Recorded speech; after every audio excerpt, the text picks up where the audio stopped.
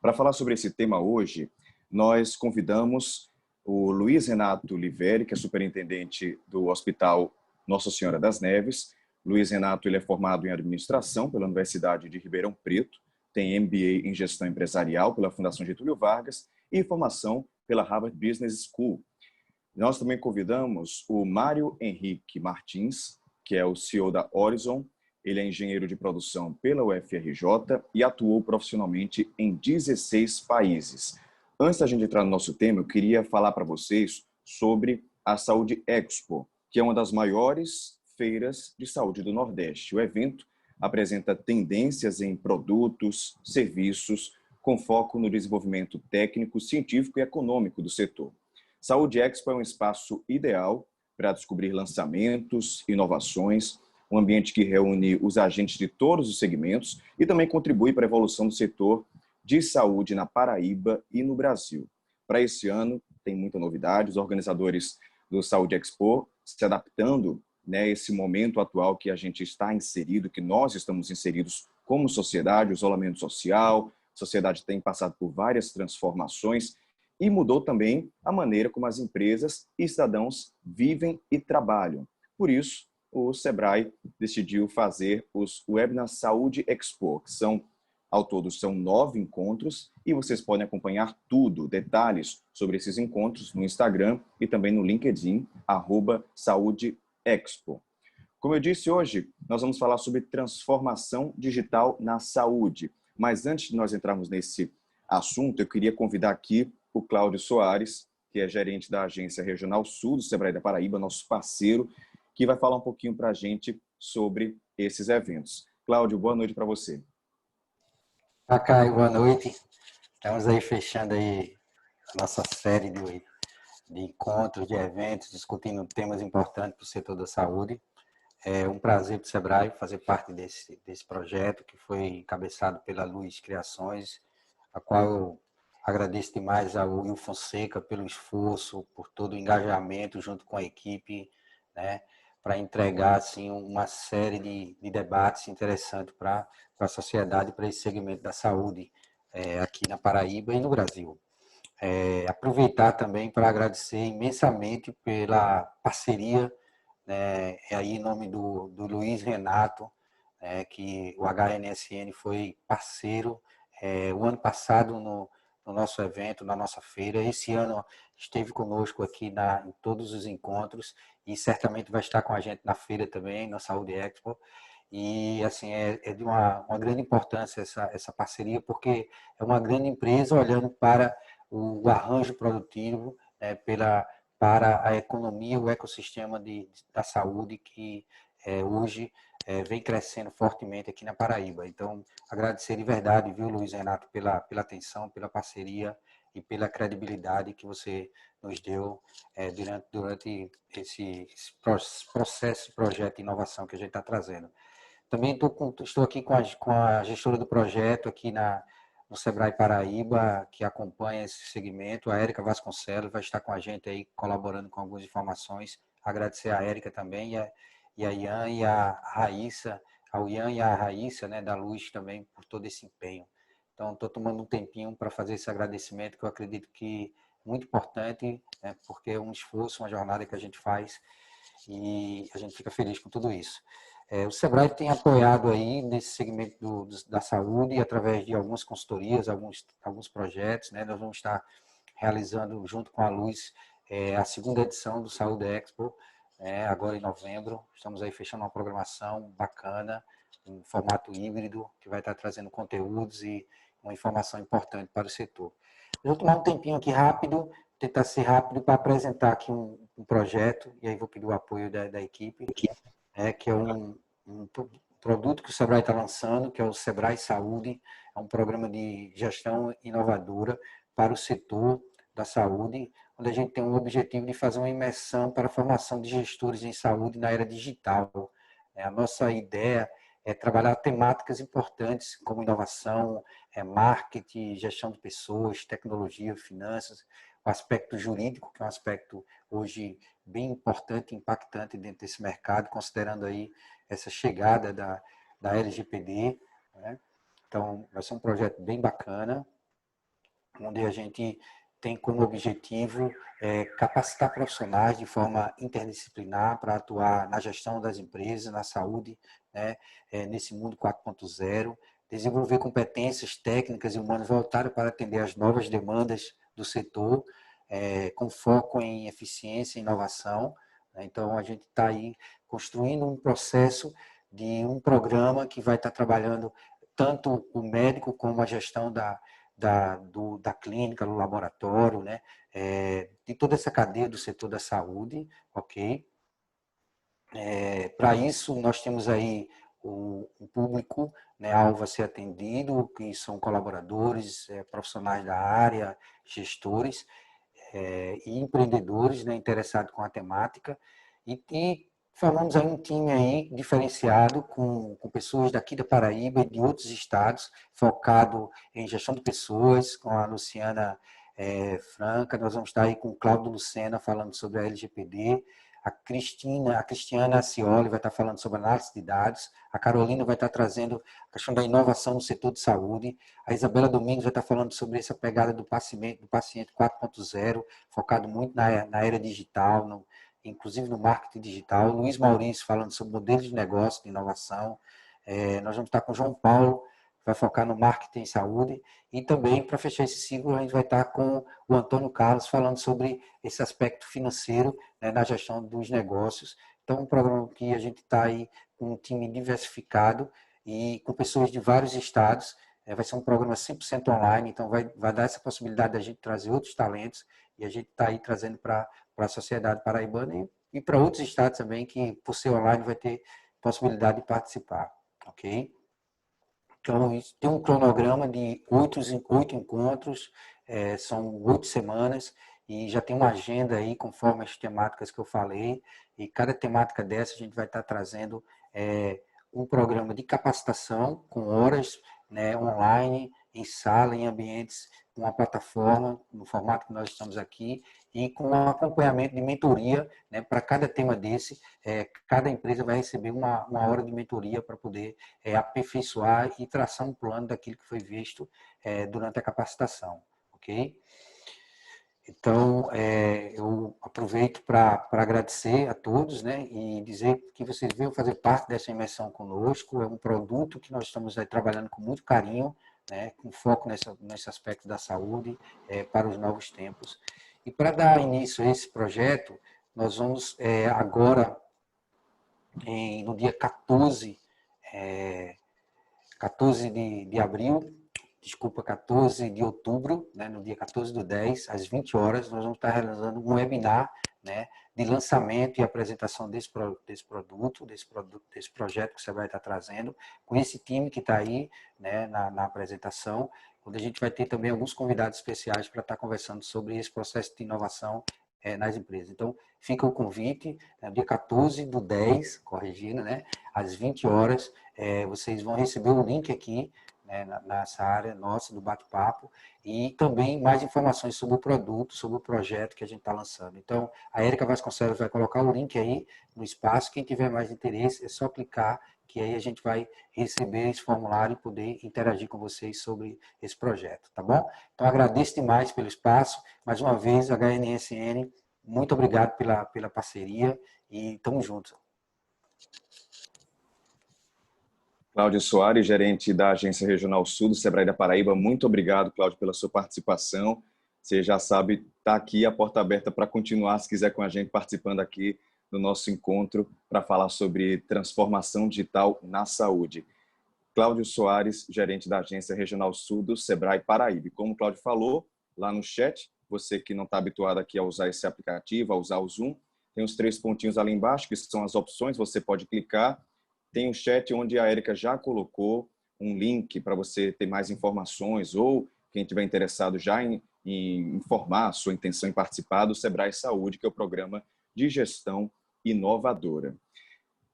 Eu já falei desde o início, né? Vamos falar sobre panorama da transformação digital na saúde e como o setor pode se beneficiar do avanço da tecnologia. Porque a gente sabe que a evolução acelerada da tecnologia vem contribuindo para alavancar as operações e a entrega de serviços de saúde, aumentando a acessibilidade, conveniência e também experiência do paciente. Mas esse trabalho enfrenta diversos desafios que precisam ser solucionados para proporcionar um melhor desempenho do setor.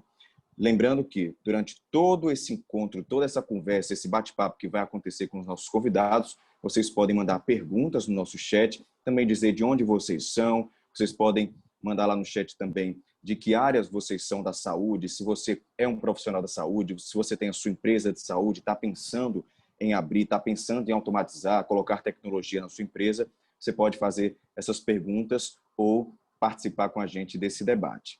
Já disse desde o início, a gente convidou aqui para essa conversa o Luiz Renato Liveri, que é superintendente do HNSN, o Hospital Nossa Senhora das Neves, e também o Mário Henrique Martins, que é o CEO da Horizon.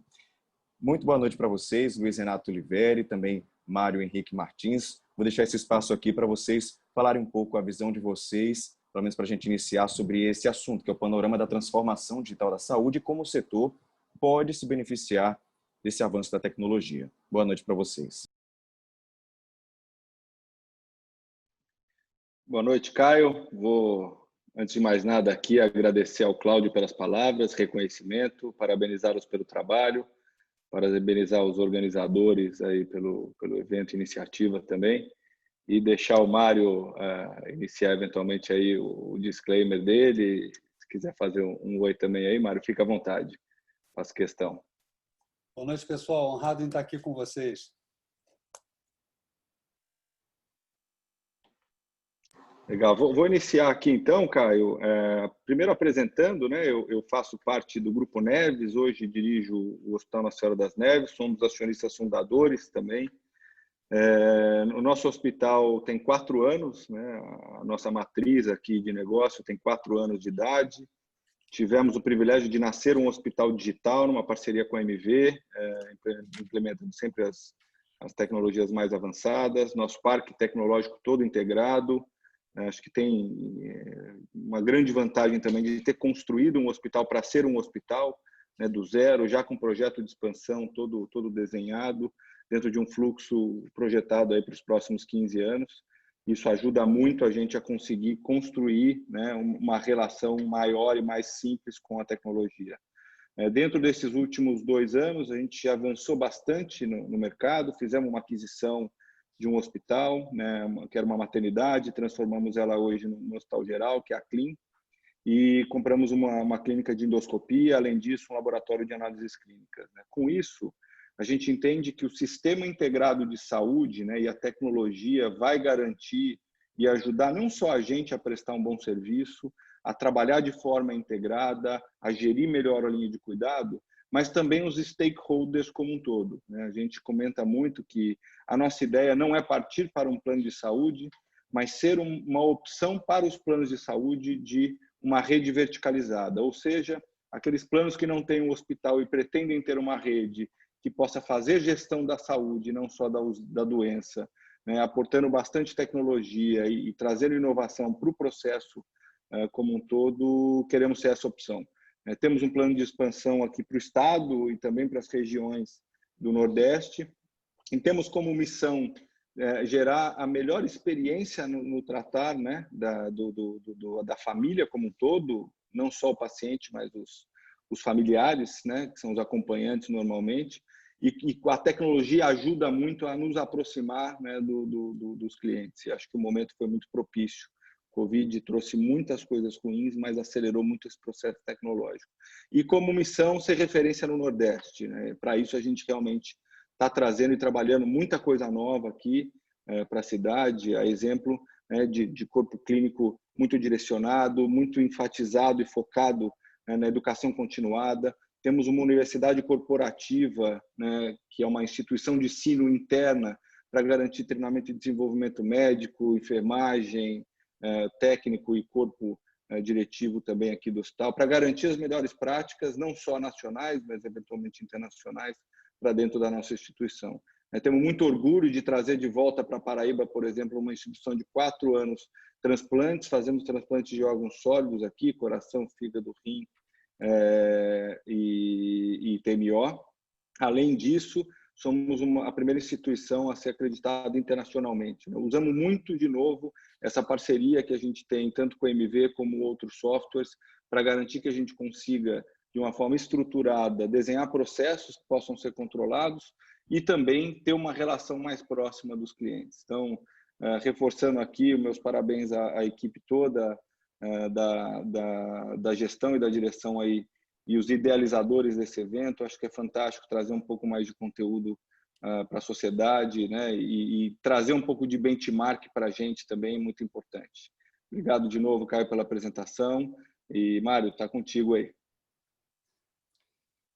Muito obrigado, Luiz. Felipe, você me ajuda aí a colocar alguma coisa na tela para facilitar o entendimento da turma? Acho que a apresentação está com o pessoal da organização. Se vocês puderem colocar aí. Isso, a Raíssa vai colocar para vocês. Então, maravilha, turma. Ótimo, pessoal. Bom, muito boa noite a todos vocês que estão aí. Vocês já contam com a minha admiração em tempos pandêmicos, a essa hora, vocês estarem aqui dispostos em ampliar seus conhecimentos. Nós somos muito parecidos, tá? Mas eu admiro muito a coragem e empenho de todos vocês. A Horizon, ela é uma empresa que tem uma posição muito particular dentro da cadeia de saúde, que ela junta pontas, ela conecta. É uma empresa que nasceu conectando, como vocês estão vendo, né? Ela é uma empresa que está cortando um dobrado nesse momento, em termos de transformação digital, porque, ao contrário do Luiz Renato, que tem aí, eu diria que, a sorte de ser nascido digital, nós convivemos com aquela delícia de sistemas legados e aquele cipoal sistêmico, mentalidades em cascata. Então, acho que vai ser um contraponto inteligente entre quem está rodando no asfalto liso e, no meu caso, que eu estou mais paralelepípedo, tá? Mas, então, é uma empresa que já tem aí seus 15 anos de história e ela se formou através de uma ideia de que grandes operadoras podiam resolver seus problemas comuns de maneira consorciada. Então, na nossa estrutura acionária, nós temos a Bradesco Saúde e a CACI, né, que é a maior autogestão do Brasil, né? E a Cielo também. Ok, nós hoje, depois dessa jornada de 15 anos, somos uma Health Tech, uma empresa que, em saúde, ela tem uso intensivo em tecnologias exponenciais. Uma Health Tech, tá?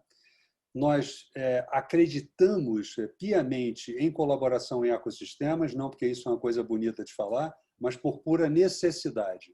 Uma empresa do nosso porte, ela não é capaz de suprir todas as necessidades que tem internamente. Então, nós precisamos montar Legos com parcerias. E acredito que essa pegada de componentização e formação de ecossistemas é algo que veio absolutamente para ficar. Então, nós acreditamos e fazemos isso, como vocês vão ver. Uma maneira rápida de entender o que a gente faz, primeiramente, é compreendendo o nosso propósito, que é defender a saúde. E isso nos aproxima de todos os elementos que transitam na saúde, que eu não posso imaginar que alguém que está nessa cadeia não tenha uma pegada parecida, tá? O destaque de governança de dados ele se faz na medida que o país evolui e vai tratar dados de uma maneira mais moderna, agora com a entrada da LGPD. Então, nós gostamos de destacar isso, porque, ao contrário de uma grande parte das empresas que atuam nesse ecossistema e são mais jovens, nós já temos uma tradição de investimento e governança de dados muito forte, por conta da natureza dos nossos controladores, que são empresas de capital aberto de classe mundial. Bom, vamos à parte mais importante. Eu prometo que eu vou poupar vocês do que a gente faz, que é o menos importante. Eu vou dizer como a gente faz. Você pode voltar, Felipe, que ainda tem alguma coisa a usar ali? Então, como é que a gente defende a saúde, tá? Nós defendemos o dinheiro da saúde. Isso é evidente. Nós combatemos desperdícios. Mas é muito importante dizer que não se trata apenas de defender um P&L, defender um resultado. Porque, em geral, aqueles que procuram separar o joio do trigo nos atos médicos que acontecem todo dia ou nas jornadas, eles não estão só numa busca por defender os parcos recursos da saúde. Eles estão defendendo pessoas que, outrossim, entrariam em atos médicos que estão sempre arriscados. Pouca gente sabe, mas mais pessoas morrem por erros médicos no Brasil do que acidentes de trânsito e violências somadas. São números importantes em qualquer lugar do mundo, tá? E aqui não vai nenhuma crítica. O ambiente de saúde ele é arriscado por natureza. Tá? O ser humano é complexo. Alguém que entra 2 da manhã num pronto-socorro é um desafio formidável. Então, por favor, vamos distensionar. Não estou aqui apontando o dedo, mas defender a saúde significa defender recursos e defender pessoas, o que é o mais importante, de riscos desnecessários. E, por fim, nós defendemos a saúde com uma postura colaborativa, apontando também melhores práticas. Agora sim, Felipe, por favor. Bom, o setor de saúde ele tem novas ameaças todo dia. Bom, agora o mais evidente são mais ameaças em termos, enfim, de agressões que vêm do ponto de vista médico. Mas existem muitas ameaças novas que agridem o setor de saúde por outras razões que não são patógenos, tá? Por favor, próximo, por favor.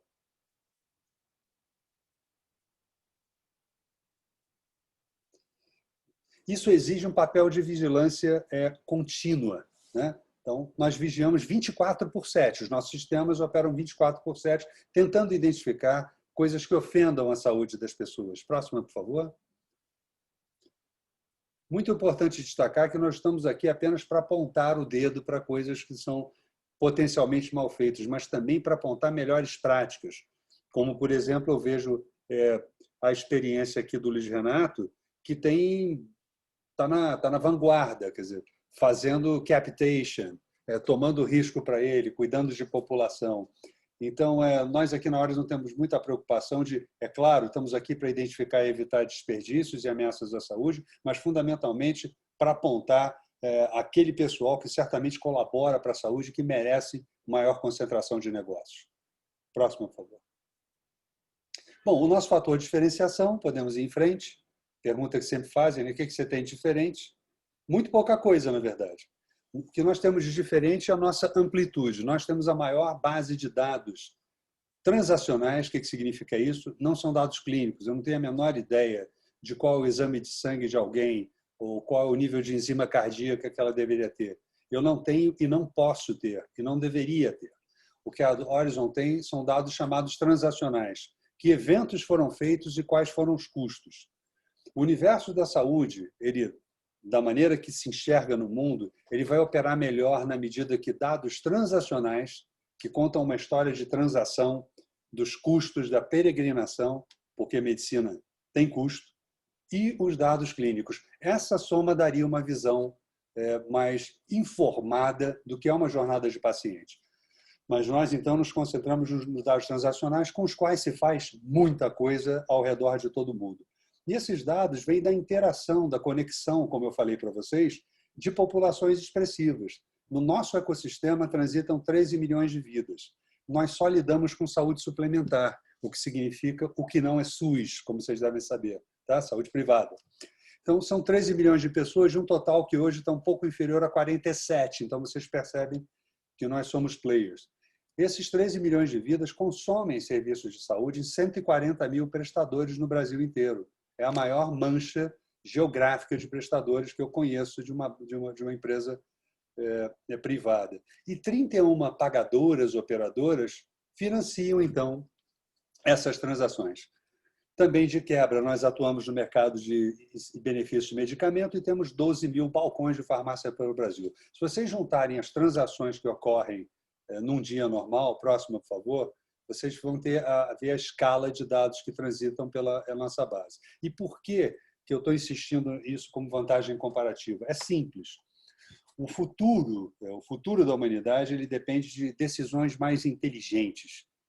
E nós temos agora o apoio luxuoso da inteligência artificial se somando com a inteligência humana. Eu sou fã de um determinado especialista em analytics aí, e ele diz que a inteligência artificial é a nova eletricidade. É algo que será banal e incorporado, mas os diferenciais de solução serão dados por uma inteligência artificial cada vez mais inteligente. E é fato que a inteligência artificial é um aluno que não aprende com livros, ela aprende com dados. O machine learning ele prospera e os modelos ficam mais inteligentes na medida que tem bases de teste. Então, é por isso que a vantagem comparativa da Horizon, por isso o nosso diferencial é uma base profunda e diversa. Com isso, nós temos expectativas de dar soluções cada vez mais inteligentes. É tão simples quanto isso. Próximo, por favor. Bom, agora vamos começar a ver o mundo como ele é, né? A tal da transformação digital ela é um processo caótico, angustiado, bagunçado e altamente desafiador. Não conheço empresa, né, no mundo que não esteja lidando com essa sopa de letrinhas, que não esteja tentando inserir dentro das suas operações um arsenal metodológico clássico, que, na minha avaliação, tem a sua origem no Lean, né? Tanto o ágil como o DevOps ou DevSecOps, como vocês quiserem, são profundamente Lean. Então, o OKR também tem uma pegada assim. Então, todo mundo está injetando métodos dentro da companhia e, obviamente, as tecnologias exponenciais no seu eixo mais clássico, que está no eixo de inteligência artificial, Big Data, Cloud, Blockchain, o que todo mundo fala e sente. O que eu quero destacar aqui é que o desafio realmente da transformação digital, do meu ponto de vista, ele é um desafio muito mais cultural do que tecnológico. Isso é falado por, acho que 10 entre 10 consultores, eu reforço aqui. A cultura digital ela exige duas coisas que o ser humano detesta. Tá? Frequência de discordância e ver problema todo dia. Essencialmente, alguém que está no ágil é alguém que frequenta uma reunião de condomínio a cada 2 horas. É infernal, do meu ponto de vista, tá? Falando assim, português bem claro com vocês. Então, tem que se preparar um grupo de pessoas normais para estarem sempre com grupos de visões diferentes que são, obviamente, montados para que a discordância aconteça, para que a visão seja mais completa. Então, se eu puder deixar uma mensagem aqui antes que a luz caia de novo, tá? Que eu aviso, tá caindo o mundo aqui em São Paulo e a luz já caiu 2 vezes. Então, se cair, a minha mensagem é: o maior desafio está longe de ser tecnológico. O maior desafio está em preparar pessoas normais para taxas de conflito e discordância e lidar com o erro de maneira desassombrada que eu não conheço no planeta Terra. Tá? Próxima, por favor. E aí, o foco é nos remadores que estão nessa zona. Então, pode passar, por gentileza. Perfeito. Bom, nós na Horizon aqui, nós acreditamos então profundamente que como o problema está no tecido social, nós temos aqui uma participação reconhecida nacionalmente usando Analytics para entender o nosso tecido social. Tá? Há mais de 4 anos nós usamos técnicas que são bastante antigas, né? Você plotar uma rede de pessoas, se não me engano, isso é da década de 40, mas isso agora está mais ajudado. Então, nós analisamos a evolução do nosso tecido social, nós olhamos a formação de silos, pontes, caciques e tudo aquilo que é feito ao grupo humano para tentar atuar e acelerar. Próximo, por favor.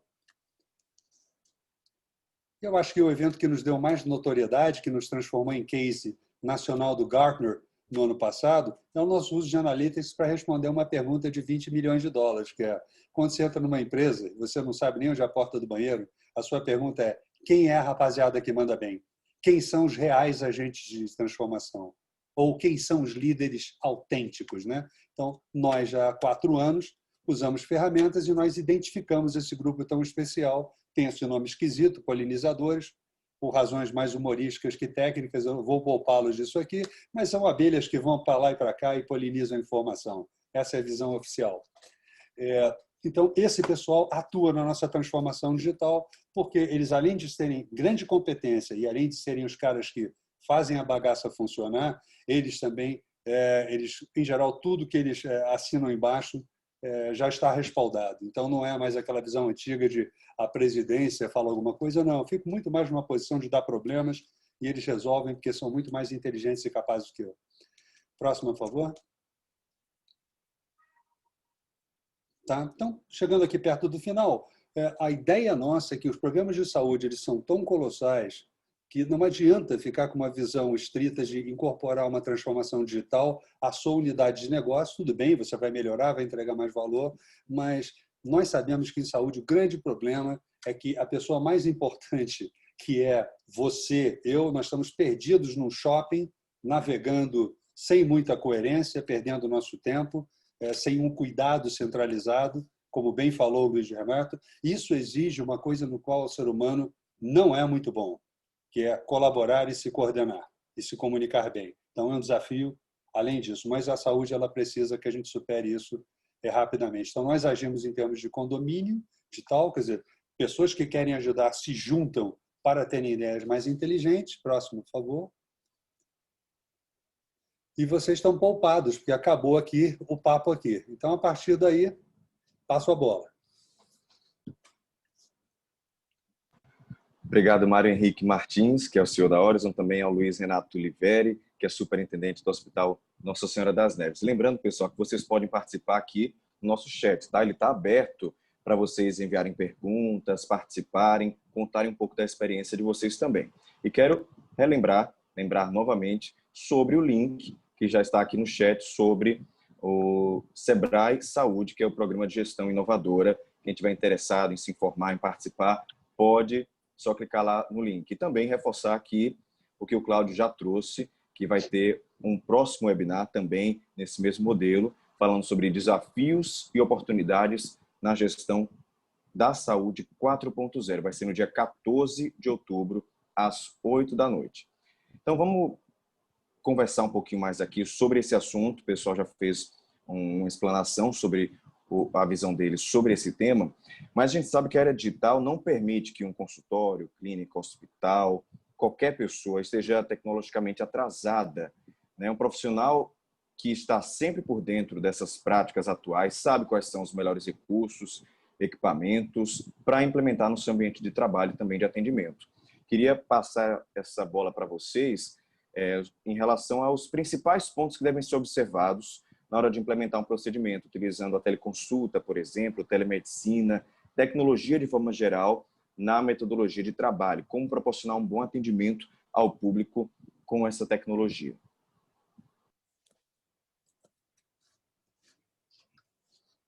Ô Luiz, eu acho que você é claramente mais avalizado que eu para discorrer sobre esse tema. Eu gostaria de ficar aqui na reserva, né?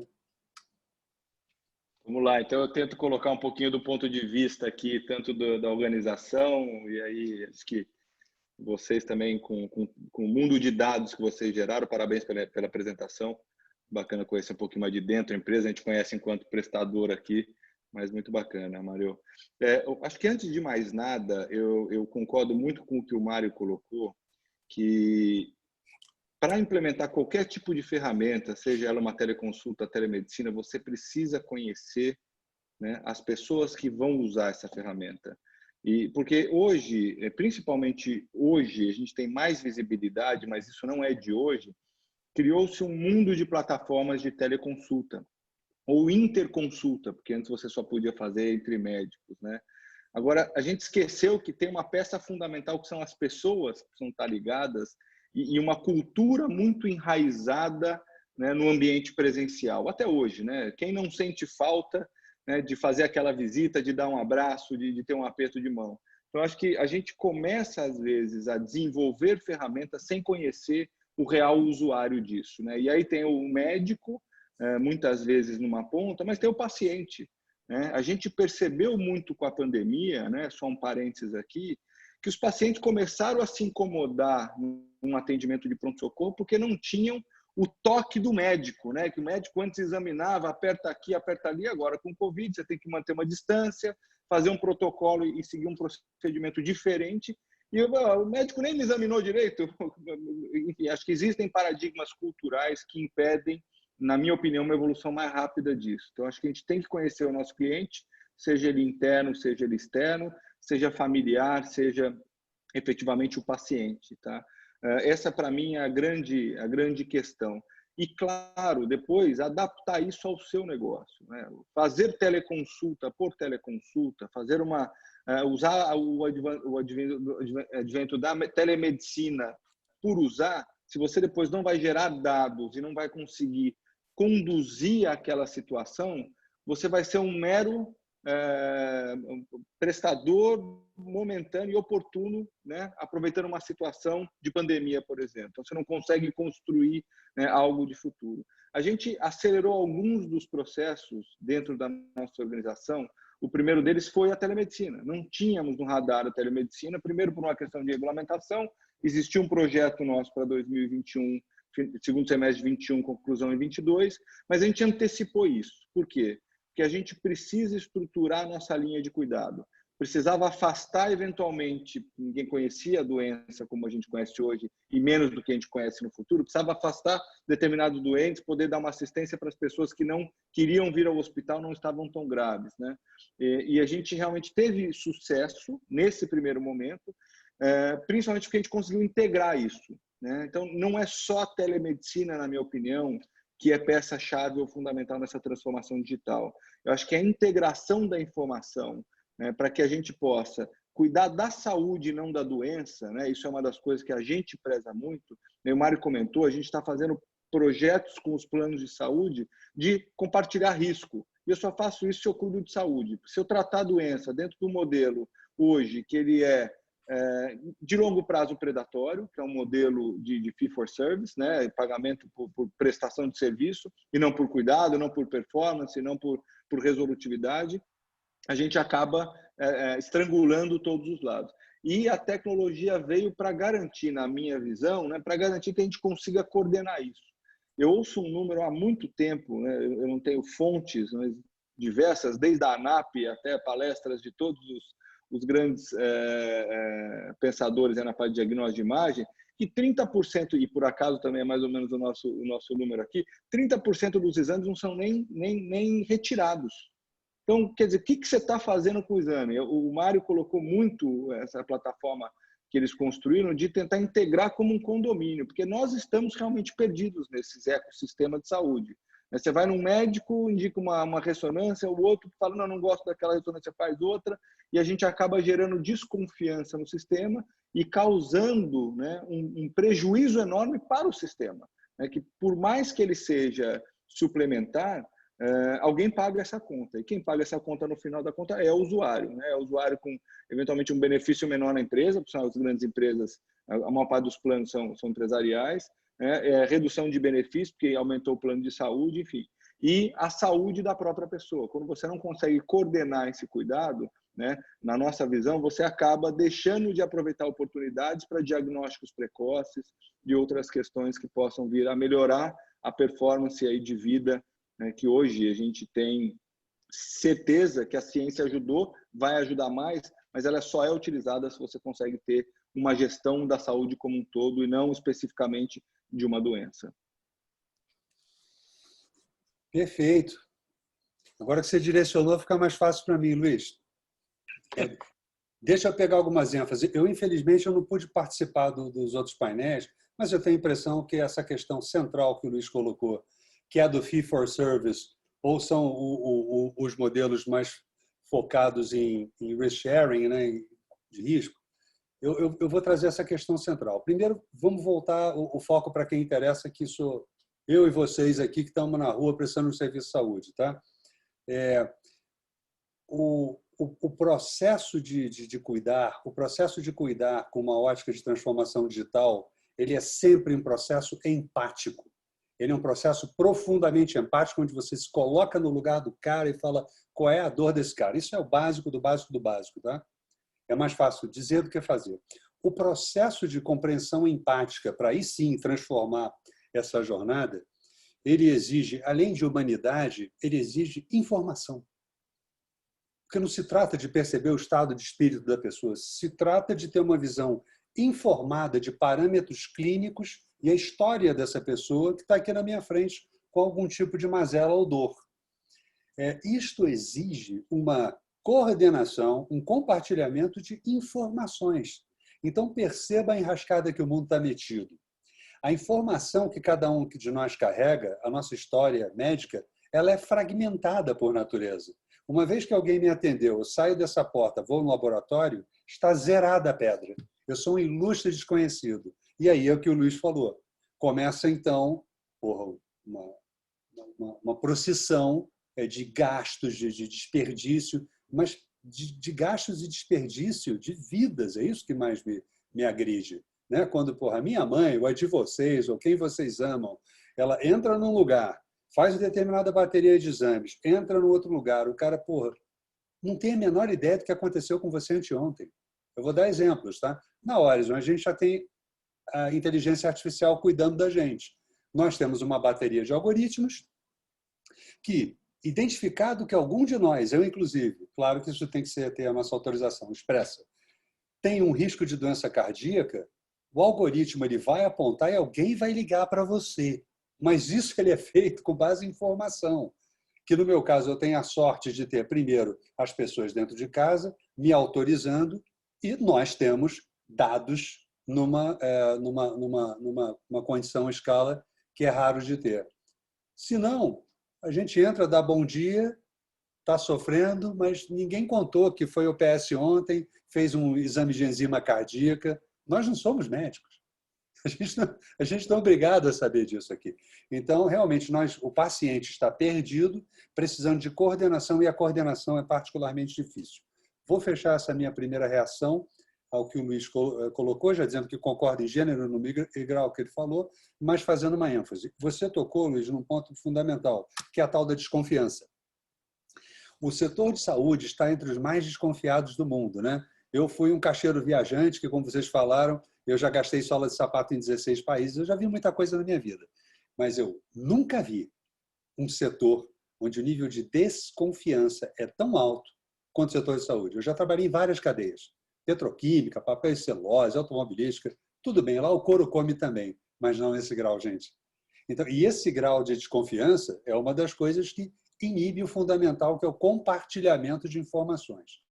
E aí eu trago a provocação, que é, talvez a nossa saída deva se inspirar na Guerra Fria. E eu explico por quê. Quando você tem partes que se desconfiam historicamente, não há outra solução que não seja de livro usado na Guerra Fria, onde o bordão era confie verificando. Nós temos que dar um passo para assumir que as divergências existem vieses diferentes no sentido de para um é despesa, para outro é receita, mas o fato é, não há saída possível senão colocando com transparência a situação. Quando se coloca com transparência a situação, em geral, as partes que são desconfiadas, elas tendem a desconfiar pelo menos do que está na mesa. Então, tem sim uma jornada no sentido de colocar informações que são reconhecidas e lidar com as consequências dessa transparência maduramente. O fato é que hoje a opacidade ela interessa mais a alguns, interessa mais a outros. E ou a gente supera isso ou vamos estar tratando pessoas com uma máscara no Mickey aí na frente. Eu não sei bem o que está acontecendo e aí eu vou tratar de maneira medíocre. Tá? Passo a bola. Vocês falaram aí da dificuldade, né, de se ter informação, de compartilhar informação. Eu queria saber de vocês qual a solução para isso, a tecnologia, como é que ela pode ajudar. A gente falou de prontuário eletrônico, falou em outros webinars desse compartilhamento de informação, mas eu queria ouvir de vocês. Como vocês acreditam que isso pode ser solucionado e como a tecnologia pode ajudar nesse compartilhamento de informação? Posso levantar a bola para você, Luiz? Eu ia já falar isso, Mário. Essa é a tua praia, agora está contigo. Deixa eu levantar essa alta na ponta, não, mas eu vou devolver para você do jeito que você gosta. É o seguinte, vou entrar na linha do Trust but Verify, né? Confie, mas verifique. A tecnologia ela tem, obviamente, meios de recolher informação, tratar informação, fazer aquela informação suja de dados. Os dados de saúde são particularmente sujos, tá? Particularmente sujos. Nós demoramos 3 anos para lidar com uma base de dados e pacificá-la, tá? Transformar a sintaxe dela, né? Dados ruins não servem para nada. Então, essa é a primeira coisa. Mas existe condição tecnológica. Mas existe uma questão que eu acho que é a seguinte na questão da informação, que é a questão de se você quiser atacar tudo ao mesmo tempo, você vai cair naquela velha, como não resolvo tudo, não resolvo nada. Então, eu acho que a linha, dentro da linha que o Luiz tem apresentado, que é experiências bem-sucedidas de assunção de risco, elas são feitas e vão gerar aprendizados. Existem situações em saúde em que não faz sentido comprar um risco, tá? Porque o risco é tão enorme que uma pessoa normal vai falar, gente, eu não vou me comprometer a entregar esse resultado de saúde, que é um resultado, por exemplo, de um transplante ou um resultado de uma escoliose severa de coluna. Uma coisa é você chegar e falar assim, ó, eu banco esse paciente com essa patologia, e é uma patologia mais controlada. Porque você sabe que o perfil do que pode acontecer não depende só de você, depende do cara tomar o remedinho dele, fazer as coisas, do fisioterapeuta que vai te apoiar a fazer. Vocês percebem que o risco é um risco em grupo. Esse é o desafio que a turma que entra nisso ela persegue. Não é um desafio apenas seu, você tem que torcer para que várias coisas deem certo. Então, eu acho que a arte é partir escolhendo coisas que são mais fadadas ao sucesso, para construir uma rota de experiências bem-sucedidas. Porque o que não falta é gente louca para dizer que não funciona e voltar ao estado atual. Então, eu acho que é medianamente inteligente partir pequeno, partir engenheirado, com tecnologia, com perfil de assunção de riscos muito claros, fazer tentativa e aprender dentro do melhor espírito. Então, de maneira geral, de novo, você está vendo que tecnologia? Mas você vê que a questão tecnológica não é a que se impõe mais. É uma questão de negócio, de compreender riscos, retornos, compreender o que é um contrato razoável, um prazo razoável de checagem e mergulhar isso com esse espírito de confiar verificando.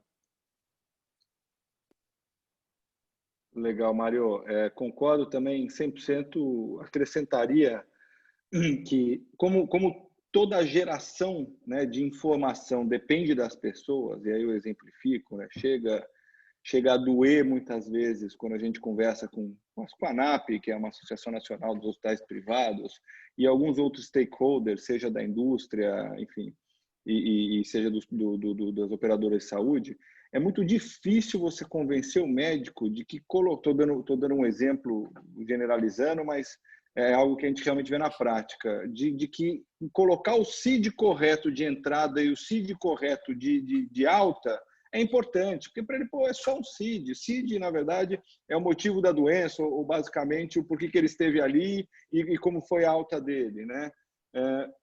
Quando você tem um input errado, não existe tecnologia, e aí eu acho que o Mário tocou no ponto na primeira colocação, que vai fazer a diferença, porque você colocou algo errado, você está fazendo a máquina entender e aprender algo que não é de fato aquilo, né? A gente, em algumas instituições, a nossa no passado era assim, a gente percebia que a maior parte dos CIDs era da letra A. Por quê? Porque é o que está mais perto ali, a hora que ele puxa no cursor ali, bota ali porque ele quer atender logo o paciente, né? E não dá valor muitas vezes isso. Então, acho que para dentro de casa é dar valor da informação para quem realmente está ali no dia a dia. Então, a gente criou, no nosso caso, no nosso ambiente, painéis indicadores aqui, através de BI, para que o médico possa também, né, os chefes de serviços, as próprias equipes, possam avaliar isso, né, e ter como usar essa informação a favor deles também. Porque eu não posso falar que isso é bom para a instituição, porque senão não vai existir uma adesão tão grande, né? A aderência, ela realmente só existe quando você tem e enxerga benefícios. Então, a gente procura fazer muito isso. E numa outra ponta, olhando para fora de casa, eu vou plagiar Tom Jobim aqui, o Brasil realmente não é para amadores, é a questão da regulamentação. O Mário falou, existe a LGPD hoje, veio para ficar, todo mundo achando que ia ser adiada, porque da pandemia não coloca, porque realmente era importante. Foi um marco realmente, né, na legislação de proteção de dados, mas a gente tem diversos aspectos onde o arcabouço da legislação brasileira ele gera empecilhos para você avançar em investimentos. Vou dar um exemplo. Você investe em telemedicina, hoje pode, amanhã pode não poder, né? Você investe em sistemas digitais, hoje pode, hoje não pode. Então, para que isso realmente surja com uma potência um pouco maior, eu acredito que a gente depende dessas duas coisas, né? E as questões de integração, elas têm que partir, inclusive, do sistema público. Porque de nada adianta eu assumir um paciente que acabou de receber um emprego e um plano de saúde, se eu não conheço o histórico dele do SUS, né? Claro que adianta, já ajuda, a gente começa a construir, mas imagina se eu conseguisse o histórico desse paciente, dessa pessoa, o quanto a gente não poderia agir de forma proativa, eventualmente para prevenir, antecipar diagnóstico e realmente tratar, de novo, a saúde e não a doença. O nosso modelo de saúde, né, de operadoras de SUS, ele trata a doença. A gente no SUS tem muita dificuldade de garantir exames para prevenção, né? A gente percebe as filas que existem para exames simples. E no caso das operadoras de saúde, é a utilização indiscriminada sem um modelo definido, né? E, particularmente, eu tendo a concordar muito com o que o Mário colocou, né? A gente depende e vai continuar dependendo de pessoas. A tecnologia ela é um facilitador ou um amplificador, né, que potencializa realmente o processo, mas a gente realmente continua dependendo de pessoas. E, no nosso caso, de um governo que queira realmente investir nisso para que a gente possa, de forma segura, avançar com alguns investimentos sem, eventualmente, sofrer algum tipo de pressão depois de alguns meses, anos. Nós recebemos uma pergunta aqui no nosso chat, lembrando que vocês podem enviar perguntas, também falar sobre as experiências de vocês no nosso chat, que fica aqui mesmo no aplicativo. E também lá no chat vocês têm acesso ao link para participar do Sebrae Saúde, que é um programa de gestão inovadora. Quero lembrar também que no dia 14 de outubro vai ter o nosso próximo webinar, Desafios e Oportunidades na Gestão da Saúde 4.0.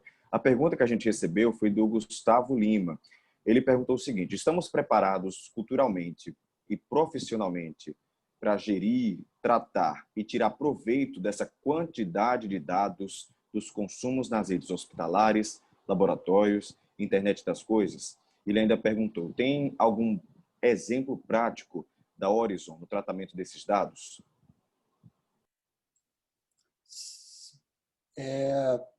A pergunta excedeu a minha capacidade de memorização, tá?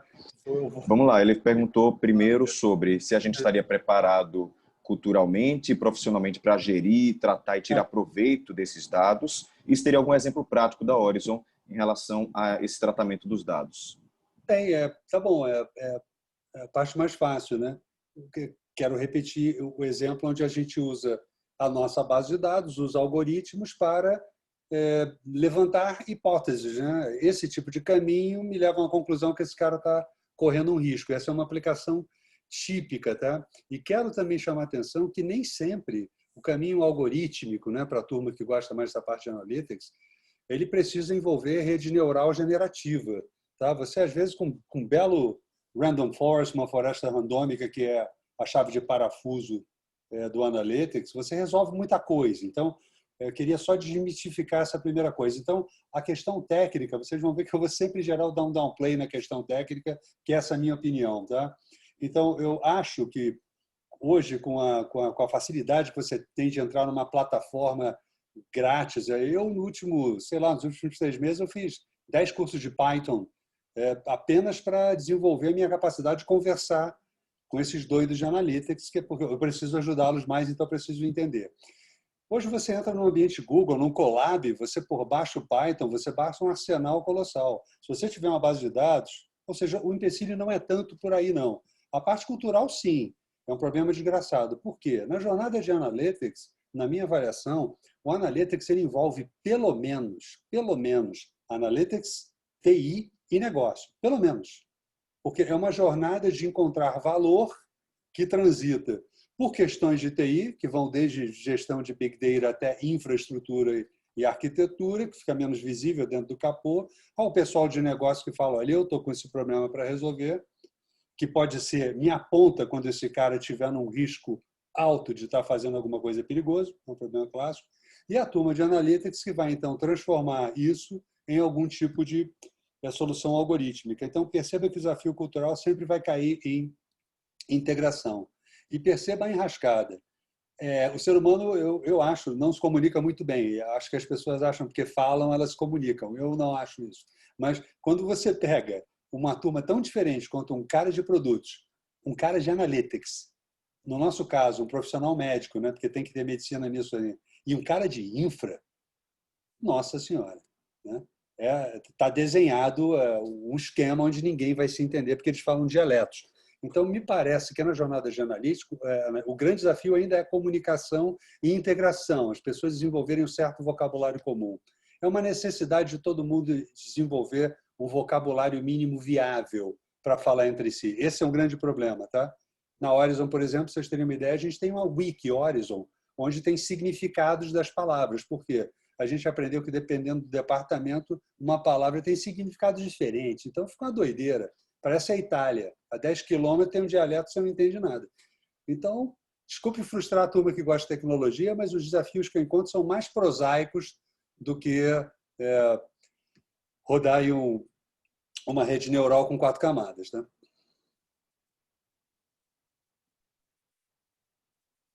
Mário, muito legal a tua observação aí. Eu acho que a pergunta foi bem direcionada, principalmente para os exemplos da Horizon. Queria só colocar aqui, reforçar o que você colocou num passado, né, muito próximo aí da tua discussão, que é a falta de confiança nos stakeholders, né? Então, preparados estamos? Se a gente não confiar, é porque uma relação com o prestador é que sempre a operadora está puxando demais, o outro está botando demais coisa na conta e ninguém está olhando para o que realmente é importante, na minha opinião, né? Eu acho que está melhorando, claro, eu acho que nós estamos e vamos ter que nos adaptar a isso, é um caminho sem volta, mas eu acho que ainda faltam esses pequenos pontos que você colocou na última fala, que é fundamental, né? Que é tanto a integração do todo, né? Do ambiente, porque eu não consigo fazer isso se eu não tiver a visão do todo, e a relação de confiança, que é fundamental. Alguém uma hora vai ter que ceder e falar, eu vou tomar o risco, vou confiar que esse parceiro é um parceiro ideal para a gente tentar construir alguma coisa, seja empresa, seja operadora, e aí sim tentar transformar a cultura, né, tanto externa como interna, e eu reforço aí as palavras do Mário, a tecnologia é um mero vetor, não é o principal. Tem de sobra e muita coisa até grátis. Você citou aí o que o Google fornece hoje de gratuito, é numa amplitude muito grande mesmo. Pode continuar, Mário, se quiser. Não, se você me der a oportunidade, eu falo sem parar. Eu tenho um problema patológico. É melhor você perguntar alguma coisa. Fique à vontade. Então, há aproximadamente uns 3 anos, mais ou menos uns 3 anos, eu fiz uma reportagem junto com a Record de São Paulo no Hospital Universitário aqui de João Pessoa. E eles estavam em um hospital universitário, não, acredito que era o Sírio-Libanês, era isso. Eles estavam no Sírio-Libanês, nós, com a equipe no Sírio-Libanês, nós estávamos no Hospital Universitário aqui de João Pessoa e estávamos cobrindo uma sessão de telemedicina, uma teleconferência, na verdade, entre médicos de UTIs. Então, os médicos aqui da UTI, no Hospital Universitário de João Pessoa, eles tinham esse intercâmbio, né, conversavam às vezes com um especialista que não havia no hospital, então faziam esse intercâmbio junto com o hospital lá de São Paulo. Isso 3 anos atrás, a gente jamais imaginava que vinha uma pandemia que também forçaria a gente a usar muito mais tecnologia na saúde. Então, a gente também tinha muita discussão, inclusive na rádio, algumas pautas sobre fazer a teleconsulta, é possível, não é? E o Conselho Regional de Medicina era super contra esse tipo de consulta pela internet, mas a pandemia veio e forçou a gente a mudar tudo isso. Então, isso é muito mais natural. Queria saber de vocês, fiz essa introdução até longa, quais dessas novas ferramentas vocês acreditam que vão ficar? Por exemplo, alguns hospitais estão com totens para medir a temperatura sem que aquele paciente tenha o contato, né, com um atendente. Então, se você já está com temperatura alta, você já vai para um setor de Covid. Enfim, a tecnologia entrou com muito mais força agora nesse período. Então, quais vocês acreditam que vão ficar? Quais desses artefatos da tecnologia e quais vocês acreditam que não vão vingar em muito tempo?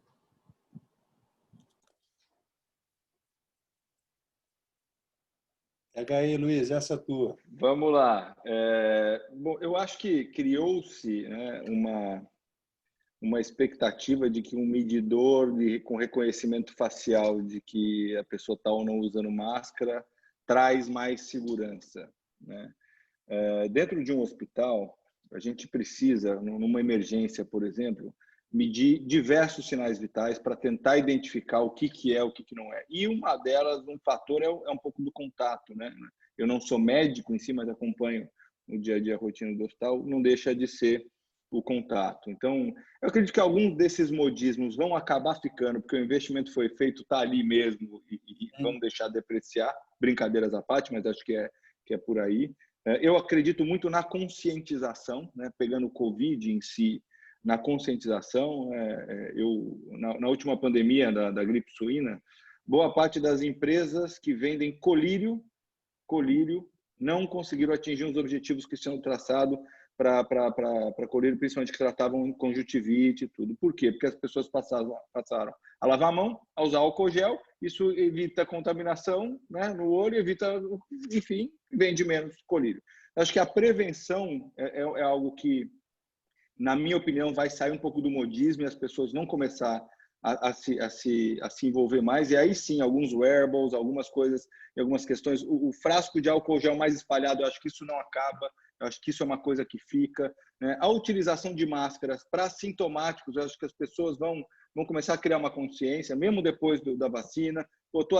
Tô sintomático, vou colocar uma máscara, vou proteger. Essa relação que a gente tem, muito calorosa, talvez ela se esfrie um pouco, mas em termos de produtos em si e a tecnologia que a gente começa a enxergar fora, ela vai muito além do que se construiu na pandemia, né? Eu acho que está hoje uma onda de investimentos em dispositivos que consigam detectar doenças de forma precoce. Na Singularity University, em 2019, tive a oportunidade de acompanhar uma pessoa, a gente viu uma palestra de uma pessoa que criou um sistema que coloca no vaso sanitário e, através dos resíduos que nós produzimos, ele consegue identificar um câncer de reto numa proporção que você ainda não conseguiria numa colonoscopia.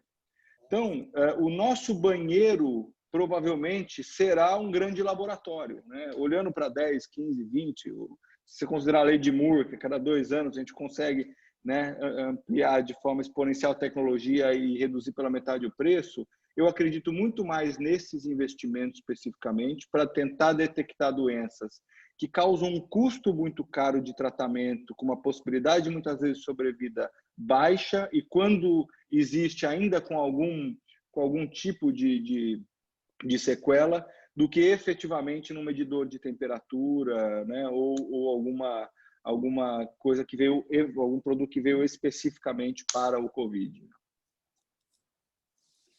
Eu queria trazer um ponto em relação a essa questão das adoções, né? Eu tenho um olho muito focado em formação de hábitos, tá? Eu acho que é uma questão central para a vida na física e na jurídica, tá? Mas cultura nada mais é do que uma coleção de hábitos, né? O que você faz todo dia, né? Então, nós temos uma frente muito focada. Cultura é assunto do CEO na Horizon, tá? É assunto meu. Então, a cultura é comigo. Então, tem hábitos que a gente batalha todo dia para desenvolver, são pouquíssimos, tá? Cabem no dedo dessa mão. Mais que isso não dá. E nós entendemos a energia para você formar um hábito é colossal. A formação de hábito depende de repetição. Nesse ponto, eu acho que a pandemia trouxe um vento a favor para a telemedicina. Porque a telemedicina também é uma questão de hábito. Você tem que romper uma barreira inicial de entrar no app, não está entendendo muito bem, falar com o médico, etc. A pandemia, ela deu um vento a favor extraordinário para a tese de telemedicina, porque tanto médicos como pacientes, eles foram forçados a investir essa energia e tiveram um tema de repetição. A minha impressão é que se a gente não tivesse telemedicina na escala que a gente teve agora, você poderia demorar décadas ainda se arrastando para ter adesão disso. Não só por resistência da classe médica, mas por resistência normal das pessoas a fazerem qualquer coisa diferente. Então, nesse ponto, eu acho que houve um acelerador importante, sim, e acho que a telemedicina ela parte para o próximo patamar.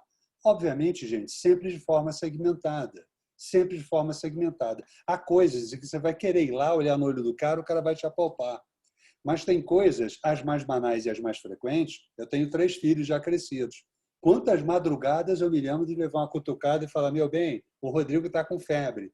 E quando eu vejo, eu estou lá indo para um PS no Sírio ou no Einstein para ouvir o que eu sei. Abre a boca, quanto tempo ele está? 6 horas, me liga amanhã. Mas vai acalmar uma mãe, né? Então, esse tipo de coisa mais banal, comum, banal no sentido de corriqueiro, tá, gente? Estatístico, não é banal, claro que não é. Mas nesse tipo de coisa, acredito sim, que nós vamos ter um patamar em que ele não vai retornar. E outros sim. Então, particularmente em relação à medicina, eu acho que a pandemia fez um grande favor no sentido de obrigar um investimento ao uso que não é trivial. Não é trivial. E com relação às outras novidades, eu, infelizmente, concordo com o Luiz. Tem coisa que vai estar aí e vai ser depreciada, não porque faz sentido, mas porque está lá e deixa aí. O Mário falou agora sobre essa cultura, né, o hábito, e a gente recebeu aqui a pergunta de uma pessoa que está aqui participando, vou dar uma olhadinha aqui, foi a Daniela Pagliari. Ela perguntou o seguinte: o que vocês pensam que seria importante trabalhar no desenvolvimento de gente para favorecer essa transformação digital na saúde, pensando, por exemplo, nos colaboradores das nossas organizações? O que é que precisa ser trabalhado para criar esse ambiente, né, da transformação digital? Vamos revezar aí, Luiz, pô. Vamos revezar, pô.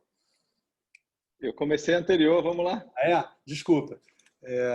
Então tá bom. Bom, eu estou absolutamente convencido que o grande desafio é de natureza cultural ou atitudinal, são hábitos, e tem um tipo de preparação especial para conviver nesse ambiente ágil. Na nossa avaliação, o principal desafio é emocional, de longe. E quando você olhar em preparação emocional, e é aqui que eu quero focar a primeira parte da resposta, eu acho que esse é o core, é isso que a gente faz lá. Quando você for estudar os modelos existentes de inteligência emocional, eles devem ser perto de 15, né? Se você pegar o mais simples deles, que também é o mais conhecido, que é o desenvolvido lá pelo Goleman, Daniel Goleman, né? Que não é o pai do conceito, mas popularizou o conceito.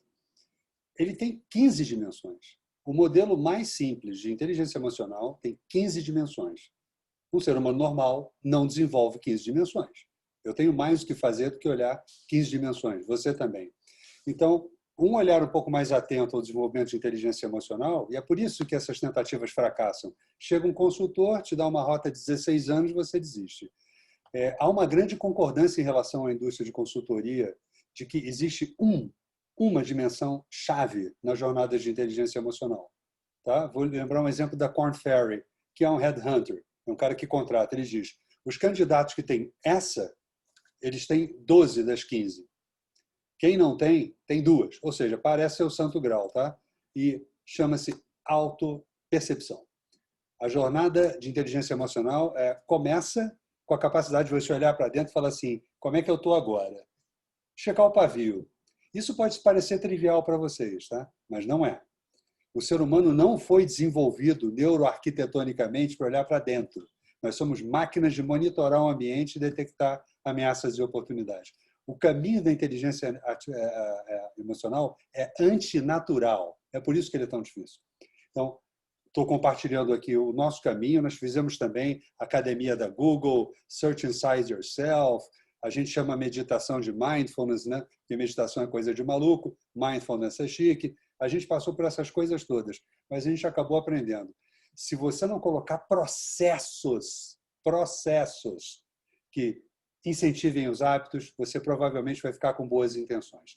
Então, não é só preparação de pessoas. Sim, você deve conscientizar e falar coisas como o que eu estou falando, mas se não tiver um processo, sabe aquele negócio que para pendurar a chave, que quando tem ninguém perde a chave? Isso é um processo.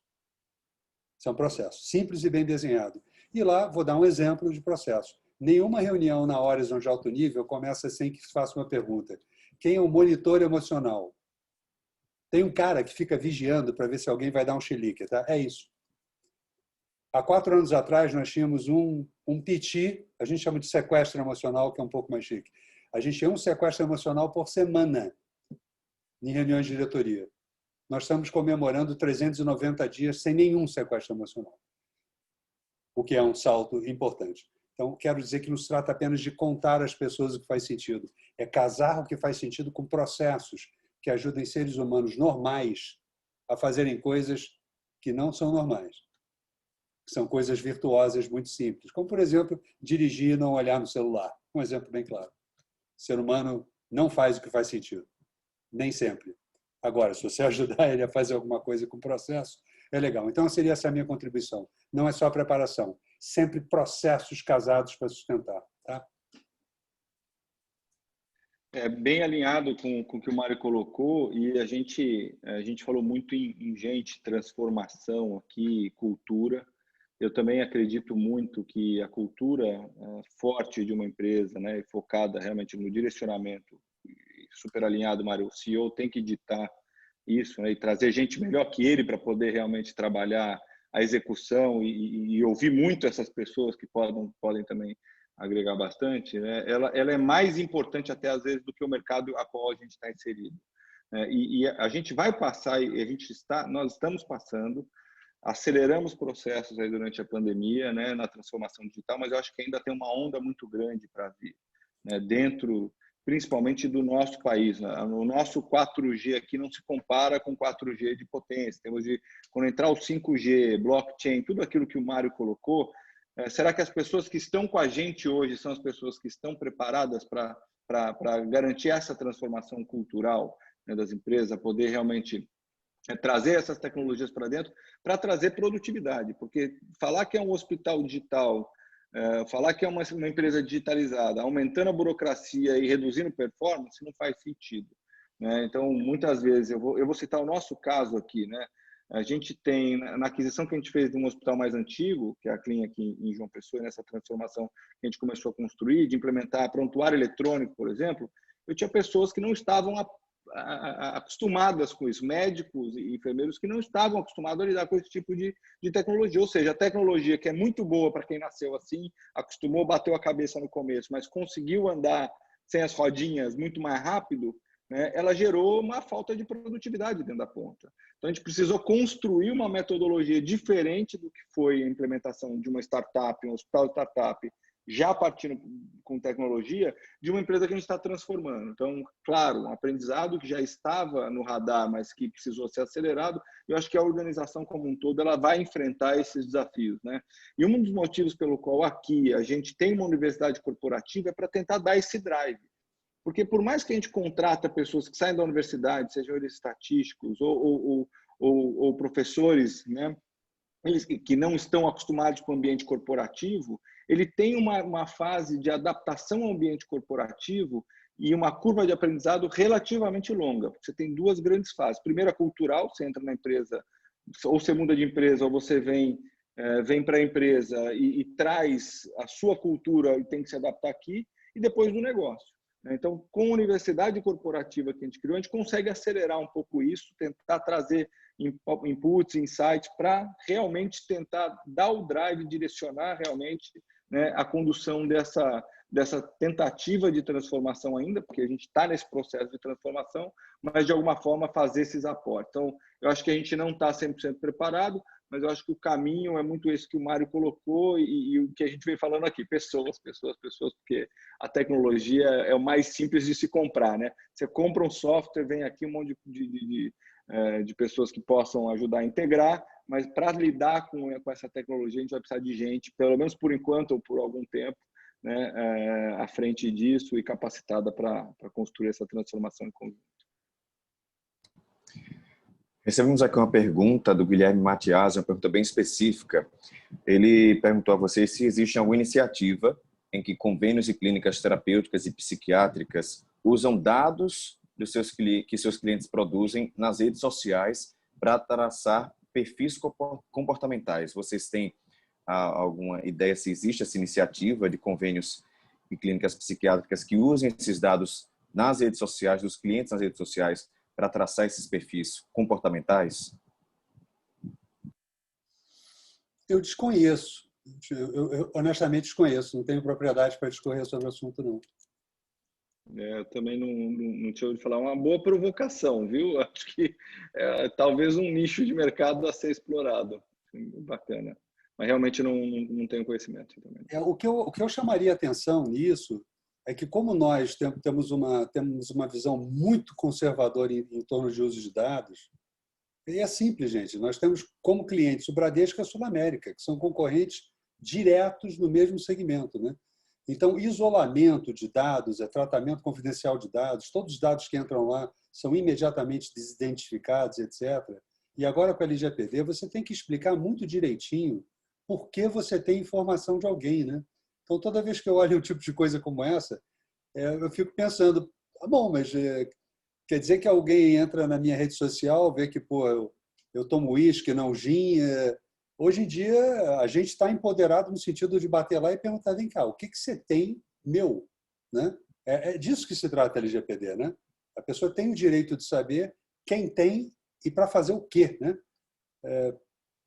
Não estou falando conhecimento de causa, mas eu tenho a impressão que esses usos mais genéricos, eles vão ser objeto de um escrutínio maior. É a minha impressão. A gente encerrando aqui nossa conversa, nosso bate-papo, eu queria saber de vocês sobre futuro. Muito do que a gente falou hoje, a gente via como algo que iria demorar muito a acontecer e já está acontecendo. Então, o que é que está sendo feito hoje para o futuro? Quais são as perspectivas de tecnologia para a área da saúde no futuro breve ou no futuro, né, a longo prazo?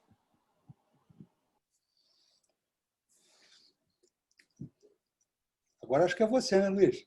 Vamos lá, estava esperando você passar a bola aqui, Mário.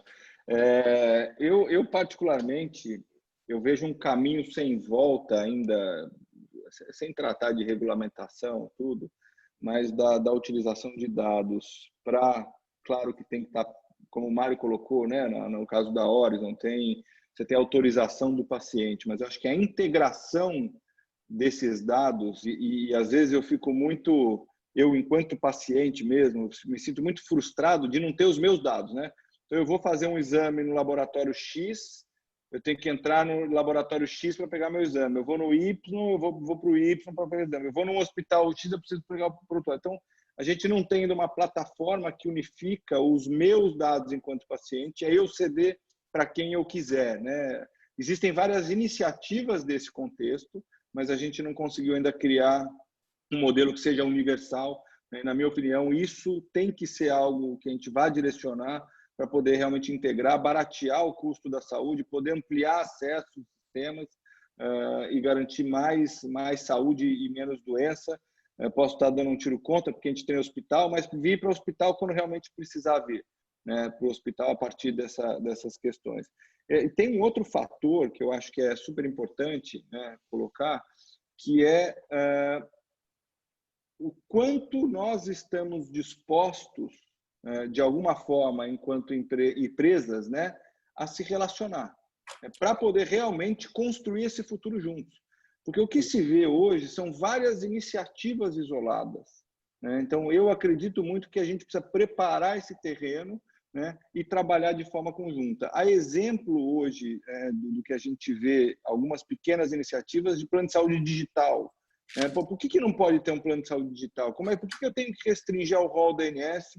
Eu não posso oferecer algo mais barato para desafogar um outro sistema de saúde, né? Usando a tecnologia, claro, como uma plataforma só, mas a gente ainda depende de algumas questões, acho que mais burocráticas e associativas para poder dar um passo maior. Eu acredito que a gente está indo nessa linha e vai ser um caminho sem volta, né? A gente, do jeito que está, a gente não consegue sobreviver os próximos 100 anos. Então, em algum momento, a gente vai precisar fazer alguma reflexão e ter algum agente que conseguiu, né, ou consiga consolidar uma plataforma simples, como um DVD, ou como uma fita cassete na época. Tinham diversas iniciativas, a que ficou foi aquela. Então, a partir disso, construir um modelo que perpetue, que a gente possa usar, né, de uma forma bem homogênea.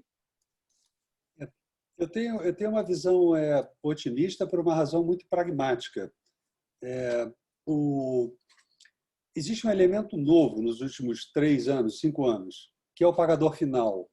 As grandes corporações que pagam a maior parte dessa conta de saúde suplementar ainda é um fenômeno mais associado a emprego formal do que a pessoas físicas, esse pessoal, ele basicamente está por aqui com essa história de a conta do plano de saúde ela sobe a um múltiplo da inflação geral. Esse, todo mundo já sabe, é hoje o segundo maior item de custo para uma empresa depois de folha de pagamento. Então, o que está acontecendo na prática é que aquele pessoal de RH que recebia a conta do plano, dava uma olhada por cima e tocava a vida, agora ele está começando a contratar consultores, chamando o pessoal para conversar e perguntando, vem cá, por que essa artrodese de quadril ela foi feita com o componente acetabular de tântalo trapegular? O que é o equivalente a dizer que você foi ao supermercado com uma Ferrari, se você não tiver osteoporose ou não for uma reoperação. Desculpa, aqui eu tive uma queda aqui, mas é um caso clássico de que você usou um troço que você não precisava usar. À medida que as perguntas são feitas com mais informação, elas têm uma consequência na cadeia. Que ninguém está mais carimbando a via amarela e tem que se dar uma explicação. Então, acho que tem uma razão objetiva para impulsionar alguns grupos que vão liderar esse processo e vão começar a dar a resposta que esses pagadores finais precisam. Quer dizer o seguinte, olha, nós fazemos isso por causa disso e aquilo, nós temos clareza. Agora, para isso tem que haver a tal da confiança, determinação, eu chamo de liderança. Eu acho que esse processo, como sempre, líderes lideram. Líderes lideram. Isso vai ser liderado por algumas instituições que estão, acho, no estágio evolutivo maior e vão construir casos que vão começar a causar um incômodo do lado.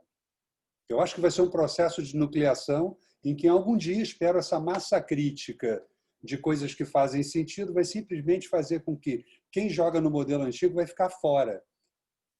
Mas o começo, eu tenho a impressão que será um começo aglutinado, com algumas instituições que topam, compreendem, estão no estágio, e os resultados vão ser tão acachapantes que vai criar uma pressão objetiva para que os outros se mexam.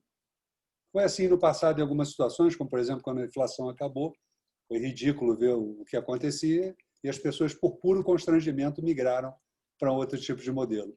Tenho a impressão que essa é uma rota possível. Então, eu tenho otimismo, porque o pessoal que está pagando a conta está dizendo chega.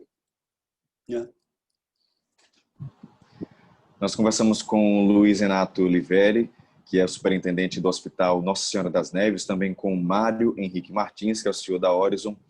Eu agradeço demais a participação de vocês, um debate riquíssimo, e já vou deixar aqui o agradecimento, né, em nome do Sebrae, em nome de Saúde Expo, e todos vocês terem participado aqui do nosso encontro. Se vocês tiverem algum contato do LinkedIn, quiserem deixar aqui no nosso chat para o pessoal também entrar em contato com vocês, contato profissional, também podem fazer esse contato aqui no nosso chat.